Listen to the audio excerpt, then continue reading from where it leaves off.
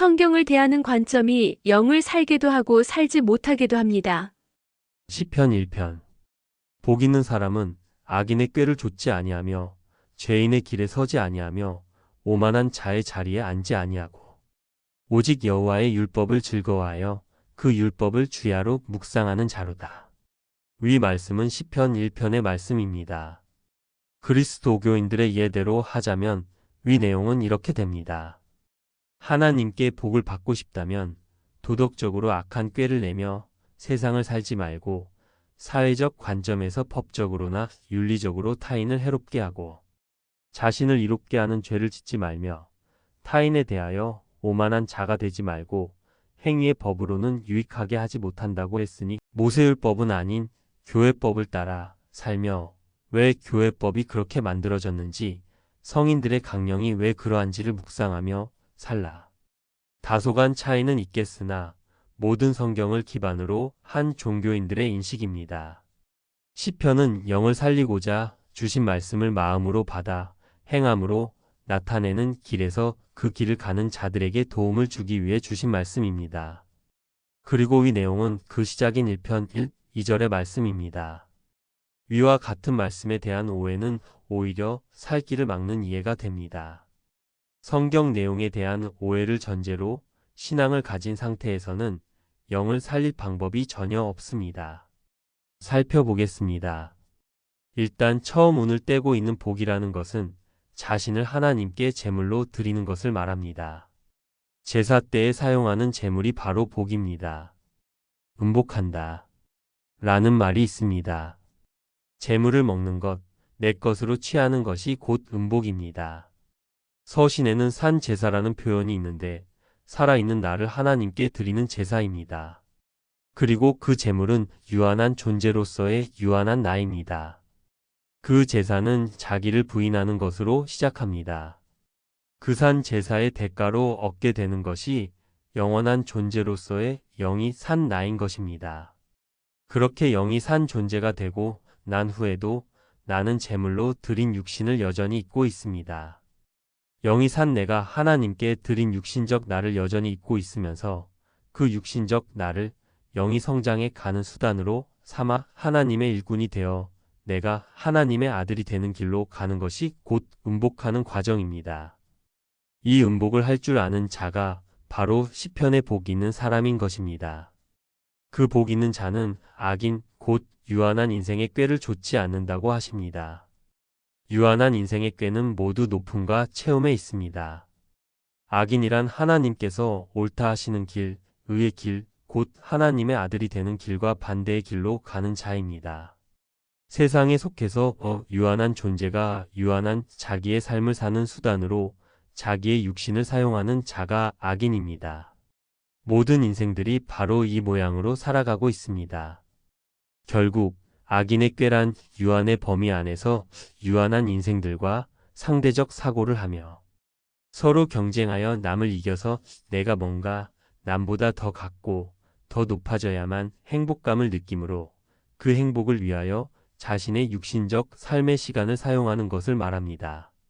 돈을 어떻게 벌고 취업을 어떻게 하고 노년을 어떻게 보내고 부모와 배필과 자식들에 대하여 어떻게 할 것인가를 생각하는 유한한 존재로서의 나를 위해 행하는 모든 것이 곧 악인의 꾀를 좇는 행위인 것입니다. 의가 곧 율법이므로 의인도 있을 수 없는 것입니다. 선과 악을 나누는 법이 적혀 있는 책은 잠언뿐입니다. 거기에는 의인, 선인, 죄인, 악인의 기준이 모두 언급되어 있습니다. 죄인의 길에 선 자들이 성령의 법을 인간의 윤리책으로 바꿔놓아 모든 그리스도인들의 눈이 소경이 되어 하나님의 법을 보지 못했었던 것입니다. 육신을 여전히 입고 있는 상태이기 때문에 허상인 10,000원보다 50,000원이 더 귀하다고 여겨지기는 여전하고 버스보다 택시 타는 것을 더 원하는 것도 여전한 상태이므로 정신을 차리고 있지 못하면 언제든지 어느 때든지 높음과 채움의 길, 곧 죄인의 길에 들어서서 유한한 것들에 마음을 빼앗겨 자신의 오늘을 유한한 것을 얻는 일에 사용할 수 있습니다. 자신의 육신을 그렇게 사용하는 것이 곧 죄인의 길에 서는 것입니다. 그래서 예수님은 우리를 시험에 들지 말게 하옵시며 다만 악에서 구하옵소서라고 기도하라고 가르치신 것입니다. 이어지는 오만한 자의 자리란 자신의 판단과 능력을 믿는 것입니다. 말씀에서 하지 말라는 것은 인생의 차원에서 보기도 좋고 유익하게도 할 만한 것들에 대해서입니다. 또 말씀에서 하라는 것은 인생에게 해가 된다고 인식되는 것들에 대해서입니다.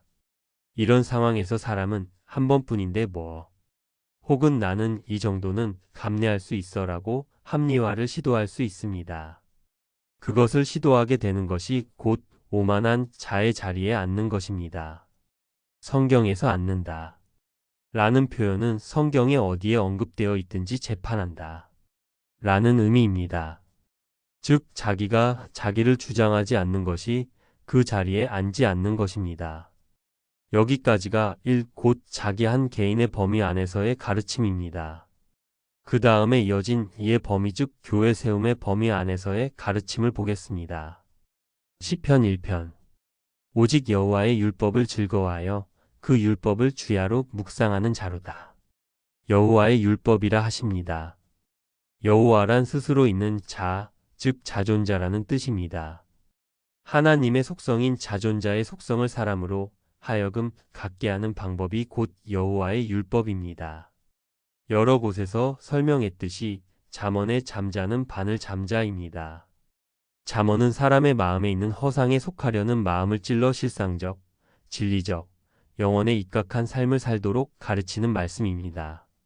아들을 가르치시는 법이므로 어미의 법이라 잠언에는 표현되고 있습니다. 그것이 곧 자존자가 되게 하는 여호와의 율법인 것입니다. 성령의 법인 잠언에는 여호와라는 이름이 언급되지만 하나님의 도를 전하는 전도서에는 여호와라는 이름이 등장하지 않고 본체의 이름인 하나님만 언급됩니다. 그리고 즉 당신이 어떤 가르치는 자의 제자가 되어 있는 상태에서 그에게 듣게 되는 모든 가르침이 또한 여호와의 율법입니다. 그리고 그것들은 찌르는 가르침들이므로 듣기도 힘들고 따르기도 힘듭니다. 그러나 당신의 육신이 하나님께 받은 복임을 자각하고 있고 그 가르침을 따르는 삶이 당신의 영을 살려 하나님의 아들이 되게 하는 것임을 알고 있는 상태라면 당신은 그 아픈 가르침들을 즐거운 마음으로 따를 것이라는 말씀입니다. 그렇다면 복을 가지고 있는 당신은 당신으로 하여금 자존자가 되게 하는 말씀에 대하여 밤이든 낮이든 즉 알든지 모르든지 모르는 것에 대하여는 알기 위해 아는 것에 대하여는 더 깊이 깨닫기 위해 개인의 범위 안에서 묵상할 것이라는 말씀입니다. 타인과의 토론이나 의논을 통해 그 가르침을 이해하려는 것이 아니라 혼자 자기만의 범위 안에서 상고하는 것이 묵상입니다. 그리고 묵상을 하려면 들여다 볼 수 있는 율법이 있어야 합니다. 그 묵상의 상태가 곧 골방에서 아들로서 아버지께 기도드리는 상태인 것입니다. 모든 가르침은 원론적이므로 그 가르침을 자기의 것으로 만드는 것은 각자의 문제이기 때문에 이 율법의 가르침을 내 경우에는 어떻게 적용할까에 대하여 스스로 묵상해야 하는 것입니다. 지금까지 두 가지 관점의 이해에 대하여 설명하였습니다.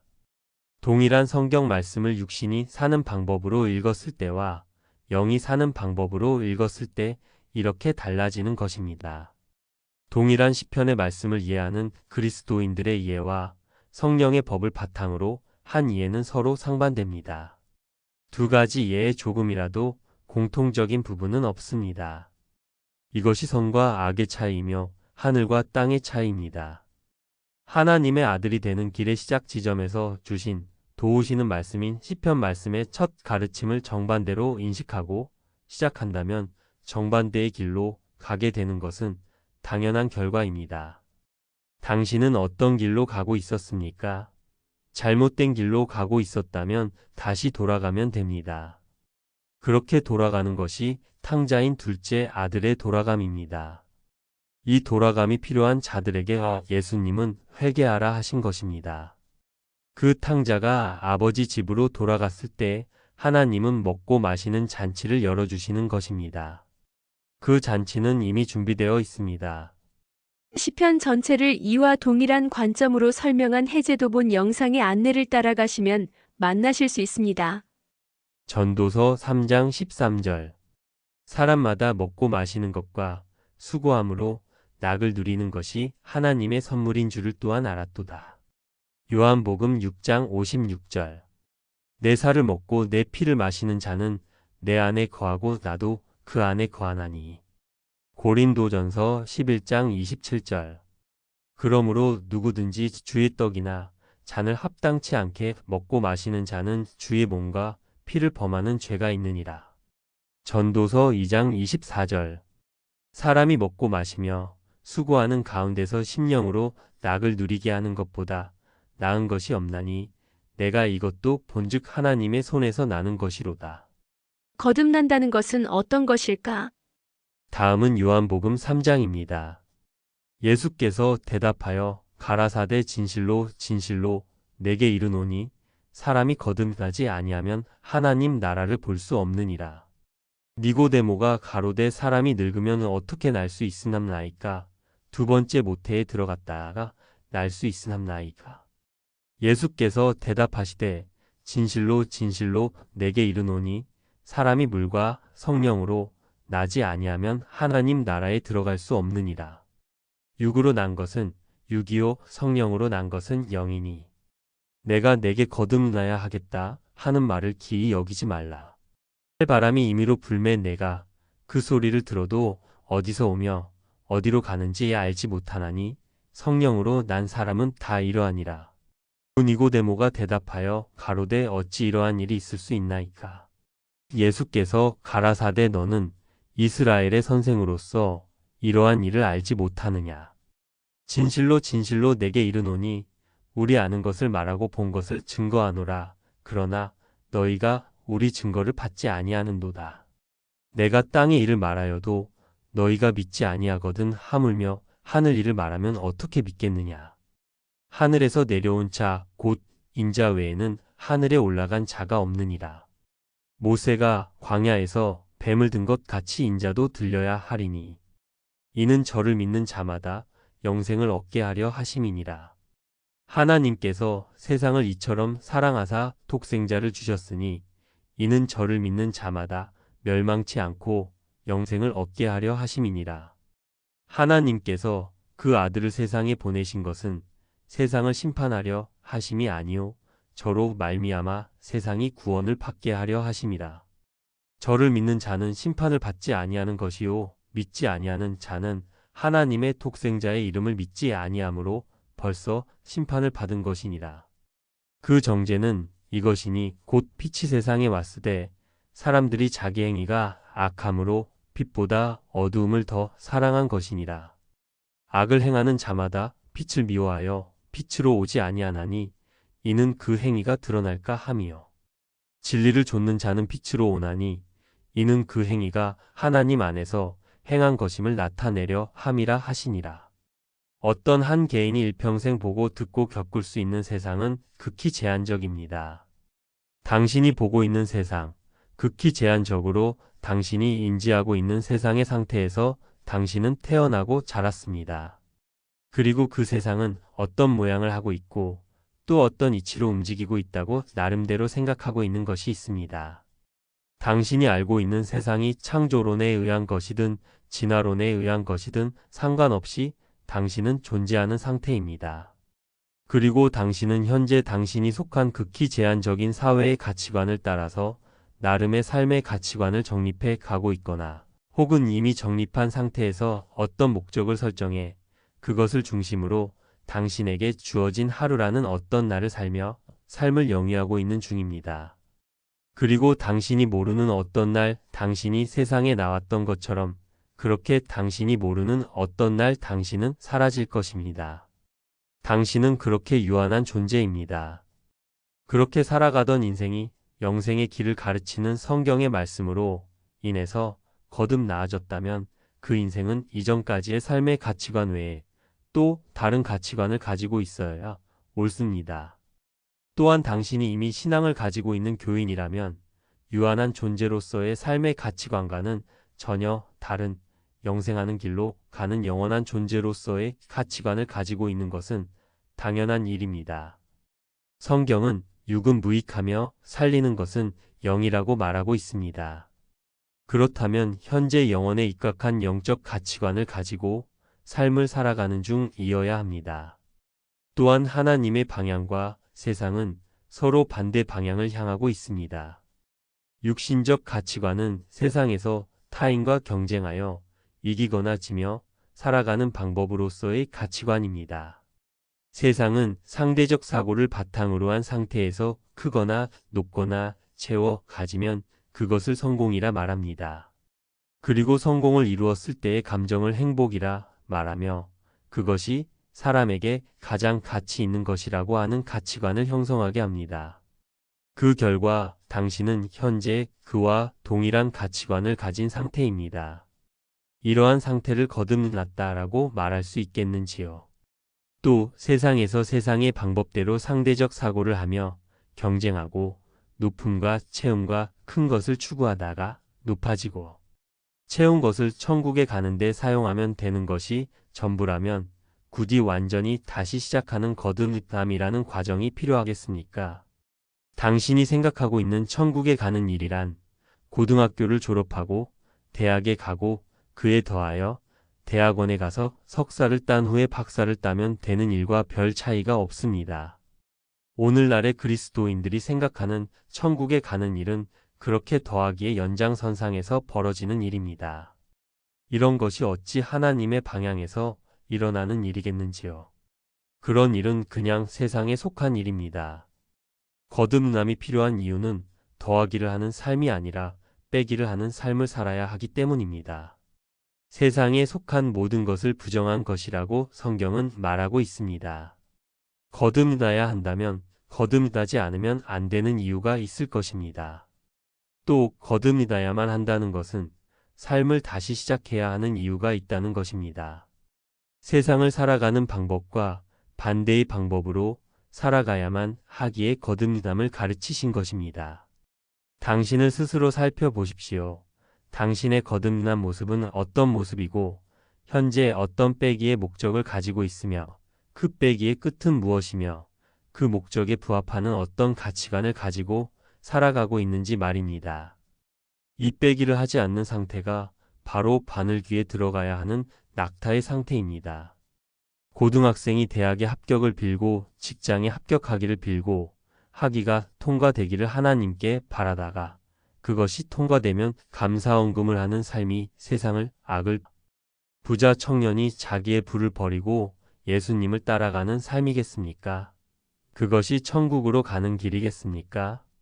만일 당신에게 세상을 살아가는 사람들과 다른 가치관, 다른 목적, 다른 사고체계가 없는 상태라면 당신은 거듭난 사람이 아닙니다. 만일 당신이 거듭난 상태라면 당신은 낮아짐과 비움을 추구해야 하는 이유를 아는 상태이고 그것이 어떻게 당신의 영을 살리는지 이해하고 있는 상태이어야 하며 영이 산다는 것은 어떤 것인지도 아는 상태이어야 합니다. 그리고 가장 중요한 것, 사람들과의 상대적 사고를 하지 않고 절대적 사고를 하며 살아가고 있어야 합니다. 당신은 과연 그러합니까? 그렇지 못한 상태에서 하는 기도와 헌금과 찬송에 대해서 하나님은 다음과 같이 말씀하셨습니다. 이사야 1장 여호와께서 말씀하시되 너희의 무수한 재물이 내게 무엇이 유익하뇨? 나는 수양의 번제와 살찐 짐승의 기름에 배불렀고 나는 수송아지나 어린 양이나 수염소의 피를 기뻐하지 아니하노라.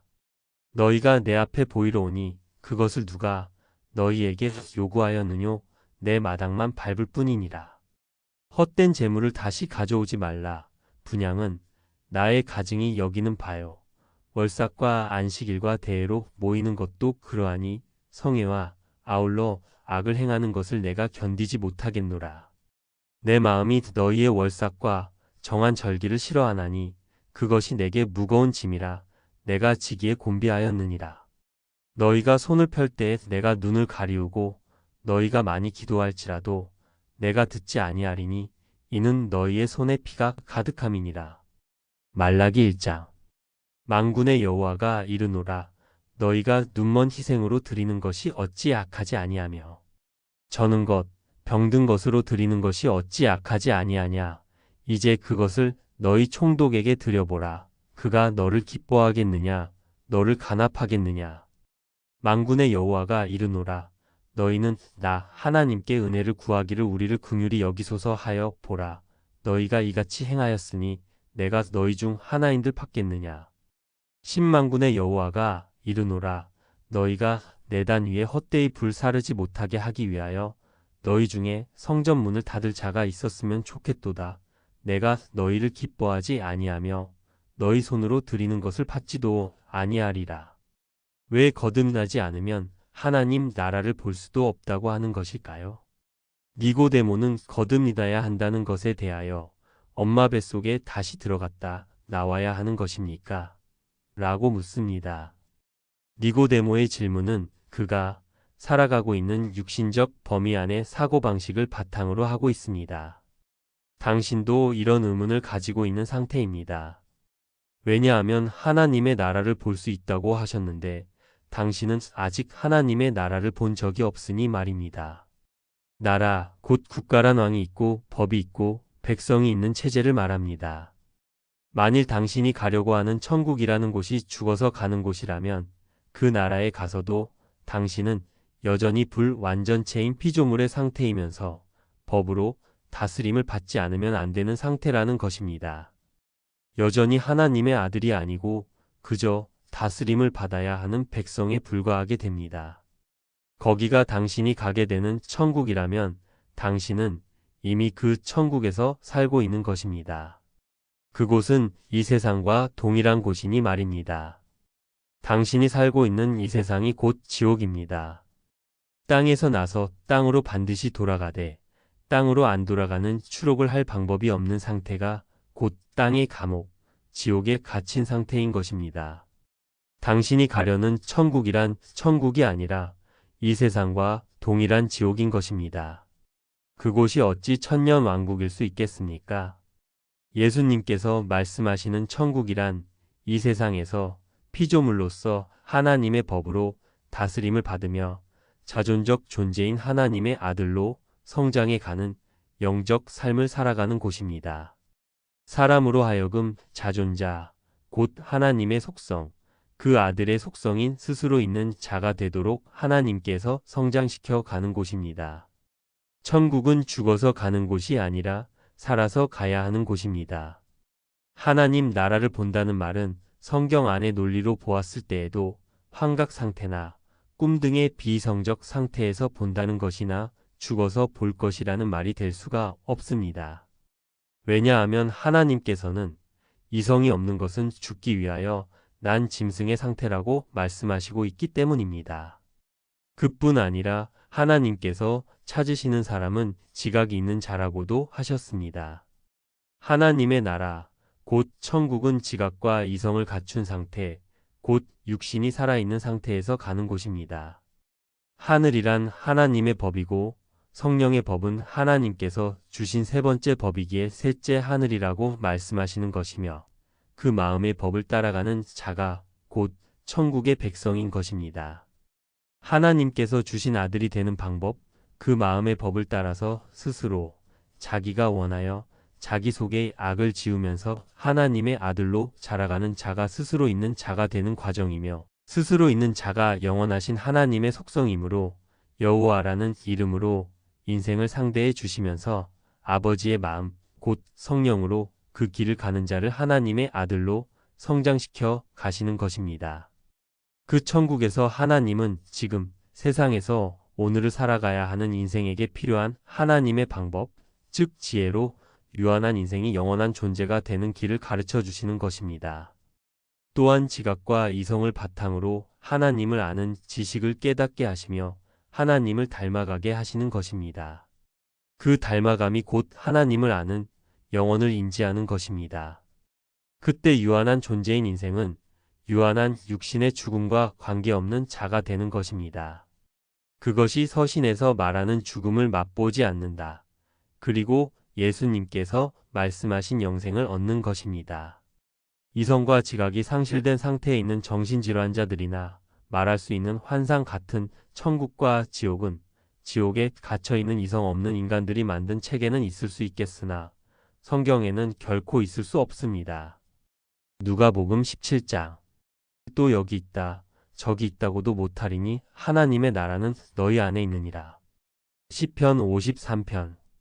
하나님께서 하늘에서 사람을 굽어 살피사 지각이 있는 자와 하나님을 찾는 자가 있는가 보려 하신즉. 예레미야 5장. 우준하여 지각이 없으며 눈이 있어도 보지 못하며 귀가 있어도 듣지 못하는 백성이여 이를 들을지어다. 히브리서 5장. 단단한 식물은 장성한 자의 것이니 저희는 지각을 사용함으로 연단을 받아 선악을 분별하는 자들이니라. 유다서 1장. 이 사람들은 무엇이든지 그 알지 못하는 것을 회방하는도다. 또 저희는 이성 없는 짐승 같이 본능으로 아는 그것으로 멸망하느니라. 베드로후서 2장. 그러나 이 사람들은 본래 잡혀 죽기 위하여 난 이성 없는 짐승 같아서 그 알지 못한 것을 회방하고 저희 멸망 가운데서 멸망을 당하며 이러므로 하나님의 나라는 지각과 이성이 있어야 볼 수 있는 곳이 되는 것입니다. 결국 하나님의 법이 있는 곳이 하나님의 나라이고 그곳에서 스스로 자기가 자기를 제물로 제사드리며 먼저 된 자로서 나중된 자들에게 제사법을 가르치는 제사장으로 세우심을 받는 것입니다. 그래서 예수님은 물과 성령으로 거듭나야 한다라고 말씀하신 것입니다. 물과 성령을 통하면 거듭난다는데 그렇다면 물은 무엇이고 성령은 무엇이기에 그것을 통하면 거듭날 수 있게 되는 것일까요? 당신은 이 니고데모의 질문이 유치한 질문이라 생각할지도 모르겠습니다. 하지만 거듭나지 않은 당신의 생각도 니고데모와 별반 다르지 않은 상태입니다. 다만 당신은 당신이 모른다는 사실을 숨기기 위하여 목사나 신부에게 그 유치한 질문을 하지 않았을 뿐이고 니고데모는 솔직하게 자기의 사고 범위 안에서 질문했다는 차이가 있을 뿐입니다. 당신도 거듭나야 한다는 성경의 가르침에 대하여 아는 바가 없기는 니고데모와 마찬가지입니다. 왜냐하면 복음서에는 이에 대한 답이 기록되어 있지 않기 때문입니다. 물론 물과 성령으로 거듭나야 한다라는 답은 있습니다. 하지만 사람들은 물을 물리적 관점에서의 물로 이해합니다. 그래서 세례를 줄 때 머리에 물을 찍는 것이 옳으냐, 아니면 물속에 전신이 들어가는 침례가 옳으냐를 따지는 것만 봐도 그 물이 액체를 뜻하는 것이라 여기고 있다는 것을 알 수 있습니다. 그렇다면 액체로 세례를 받는 그들이 알고 있는 성령이란 또 무엇일까요? 병을 고치고 이상한 소리를 내는 방언을 하고 귀신 들렸다는 현상을 나타내는 것이나 혹은 환청이나 환각을 경험하거나 마음이 뜨겁다는 다분히 개인적이거나 정신착란적 체험을 성령 받은 것이라고 말합니다. 그 물세례를 받고 또 그 체험을 했다고 합시다. 그러면 그것으로 상대적 사고를 하는 사람이 절대적 사랑을 하게 되고 세상을 허상이라 여기게 되고 높음과 체험을 목적으로 살아가던 사람이 낮아짐과 비움을 목적으로 살아가고 유한한 범위 안에 있는 자기의 목숨이 영원한 존재가 되었으므로 자기는 죽음을 맛보지 않을 것이라는 생각을 하는 존재로 바뀌게 되겠습니까? 당신은 지금 그러한 존재로 살아가고 있는 중입니까? 그러한 현상들은 오히려 부인해야 하는 자기를 더욱 강하게만 할 뿐인 결과를 냅니다. 예수님께서 물과 성령이 무엇인지에 대하여 니고데모에게 설명하시지 않았던 이유는 그 물과 성령의 가르침이 십자가 이전에는 완성될 수 없는 상태였기 때문에 그것들에 대한 설명을 하지 않으신 것입니다. 그래서 장차 인자가 들려야 한다고 말씀하신 것입니다. 인자가 십자가에 달려야 결자해지라는 하나님의 공의적 논리가 완성되기 때문입니다. 이에 대해서는 하나님의 섭리에 관한 이야기 6번 영상에 있는 하나님의 도아리 욥기, 잠언, 전도서에 설명되어 있습니다. 물이란 성령의 법에 대한 설명, 곧 지금 보고 계신 논리적 설명을 뜻하며 성령이란 성령의 법, 잠언의 가르침에 대하여 하나님께 깨달음을 받는 것을 뜻합니다. 표기된 네이버 카페 농부의 지혜로 찾아가시면 성경 내용 전체의 설명글을 가입 절차 없이 읽으실 수 있습니다.